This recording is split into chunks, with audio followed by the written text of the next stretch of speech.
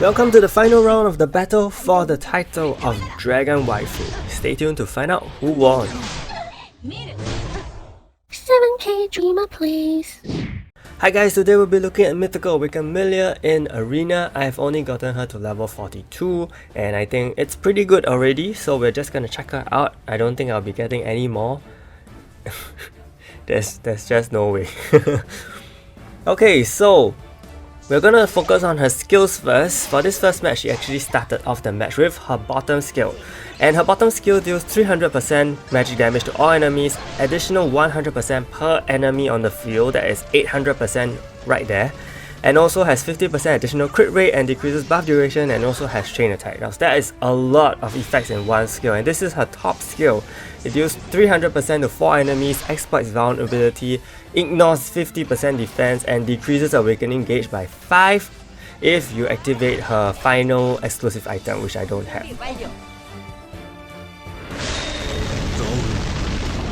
Okay, so with all that in place, I'm going to just talk about those two skills that we just saw, analyze them basically.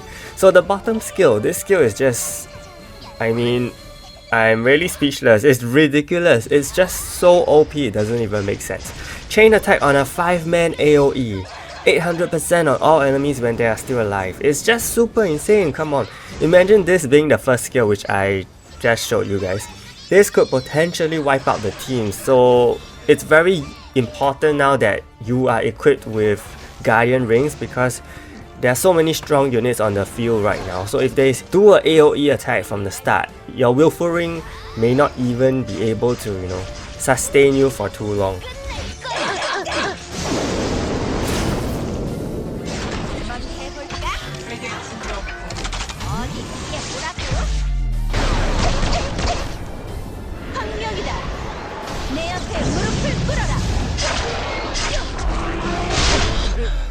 And there's one time I met a Teo and a Chris team, and this bottom skill really came true. Chain attack happened, so that basically reduced 2 turns of their zombies, and that really made my life so much easier. And for her top skill, it's very strong, but not as strong as the bottom skill, I feel. And if your Melia is very well decked with crit and lethal substats, which I will talk about later for equipment, she's definitely gonna do huge amounts of damage to your opponent.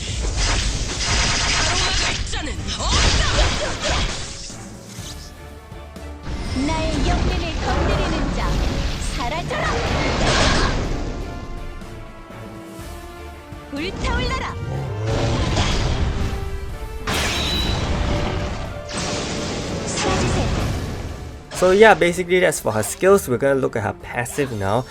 So for Emilia's passive, she decreases physical damage taken by all universal allies by 30% for 12 turns. So in this case, it really benefits my Eileen and Gelidus.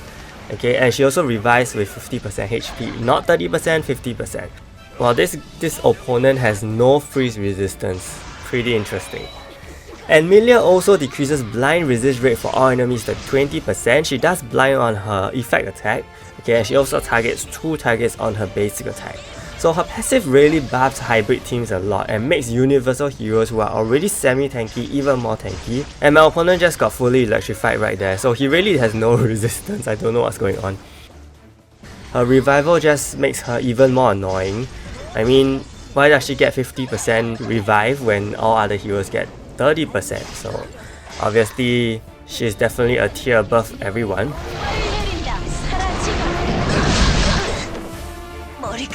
So now with Melia and Eileen left, I think it's Melia's time to play. Melia is gonna do a chain attack here. I'm pretty sure she's definitely gonna kill someone. Yep, she did. So here goes her chain attack, the most powerful skill yet. I wonder how far it's gonna fare. It's a pity we haven't seen her awaken skill, but we'll see it just in a moment. Unfortunately here the blind lands. Okay, so blind is quite threatening actually. Even if you are blinded and you have exploit vulnerability, you can still miss. And here I missed the scope, but I hit the Rin. So that was quite unfortunate, and my Emilia is all alone right now. So yeah, this skill has exploit vulnerability, but she kind of missed the Rin. And I'm not sure what's going to happen now. So hitting 2 targets on her basic attack comes in really useful here, and I think this part really shows how Melia's passive comes in handy. It's a pity that, of course, Rin is a magic hero, so my Emilia is taking a full-blown amount of damage. I'm gonna fast forward here because this is your Dragon Waifu battle. We're gonna see who wins. Here is where I feel that Emilia's effect attack is super useful, and I got my 50% revive here. That was so crucial because I could have lost. And here is where the blind came through. Okay, Emilia is so dazzling that she just blinds everyone with her effect attack. Emilia won. Emilia is the Dragon Waifu. Okay, so overall I feel that Emilia is very broken. And I forgot to talk about Awaken skill. Okay, it basically deals 400% damage to all enemies and has 80% chance to silence the enemy, and also decreases their status effect resist rate by 20%. So her Awaken skill is less potent, but it has a very high damage percentage and it doesn't have additional damage multipliers, so it looks less devastating, but it does have very annoying debuffs, namely silence and the reduction of status effect resist rate. And I think Emilia is the first hero who can inflict a status effect resist rate decrease on the enemies.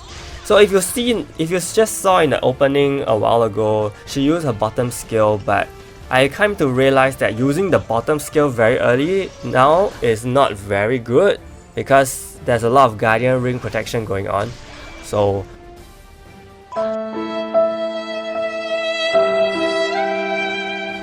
this could be a very good late match kind of skill. It will fare so much better and also trigger off the chain attack and potentially clean off the enemies. So we're going to talk about her equipment right now. Without a doubt, use crit and lethal on her. You need to buff those 2 stats to a very high amount, which is why I feel that Mist works very well with her, and we'll observe that I think in the next match. Mist sets up for Emilia with her lethal rate increase and crit rate increase if she uses both those skills very early, and Emilia will then swoop in and clean teams midway in the match.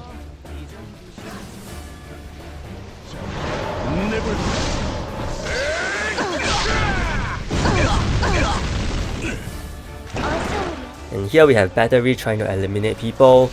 Very rare to see Battery now, especially in Supreme. Yeah. So for Emilia, she's on block armor.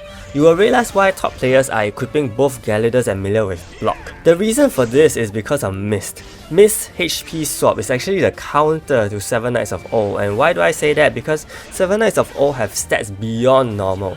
So they have very high HP, and Mist will HP swap with enemies with very high HP. So to protect your Emilia and Gelidus, if you use both, you cannot give them further HP increases via armor. That is why block is used.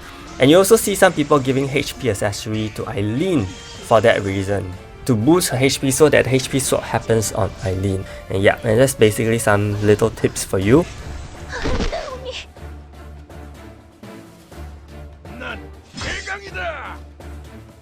For her jewels, I've given her magic attack increase, yes, the Dark Knight one, and also increased skill use chance and increased awakening gauge. Basically, yeah, I just want her to use her skills. Again, she used her bottom skill in the opening and it didn't do much because of the Guardian Rings. Yeah, basically that's why I say the Guardian Ring is very important right now. And this leads me to talk about her accessory. Personally, I've given her Willful Ring and Height. I also consider the Guardian Ring too. It is also okay to use. I feel that the accessory game in 7 Knights now is really rapidly changing, especially now that many top players are using Celestial accessories. It's getting extremely varied to say what is truly the best.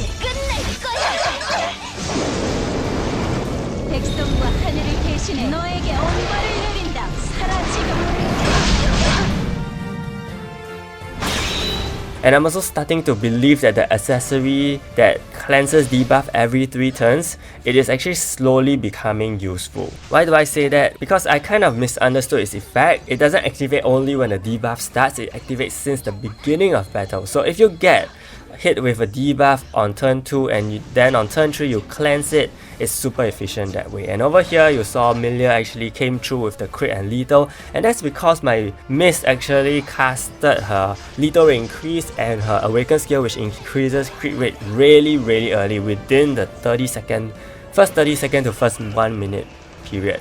So when that happens, Emilia is super boosted, and if she uses her skill after that, it will be very devastating.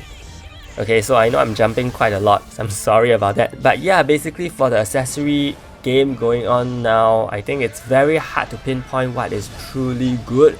Many things can come in handy depending on how and who uses it, honestly, because I see the top player even giving their heroes 40% chance to evade on 7 turns. So, you know, that's also a very defensive kind of play, but also very strategic, because evasion on heroes like Emilia and Gelidus are just super crazy because they are already such strong heroes, and to stack on evasion furthermore, it's, I don't know man, it's crazy. And for traits, I've given my Emilia 3 different resistances. I personally chose Electrify, Freeze and Bleed. Silence, Blind and Burn are also very good traits, and at this point it's really a mix and match within your team who should resist what so that skill use can still proceed. Now if you give your entire team the same resistances, then that may not be that good if you face a particular hero who uses a certain status. You can't afford a team shutdown at that point.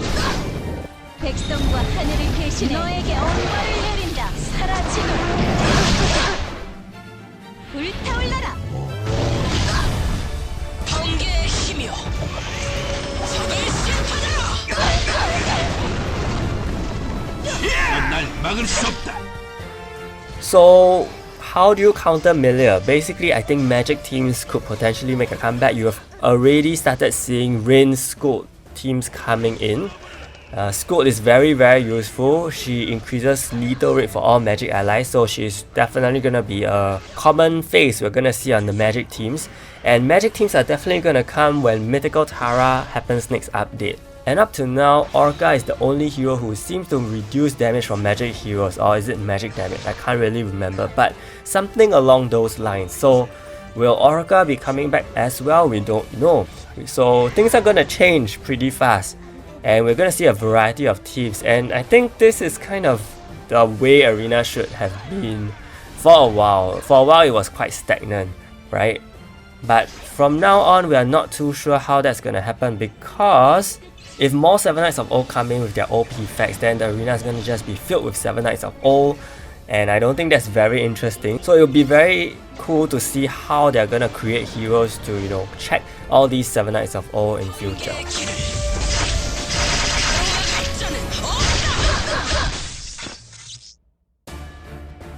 And Emilia also synergizes well with magic teams since she's a magic weapon user, so we're definitely gonna see her for a while. Let me know what you think of Emilia, and hopefully this guide kind of illustrated to you the whole arena scene right now and how to equip Emilia. Stay tuned for more guys, thank you so much and see you!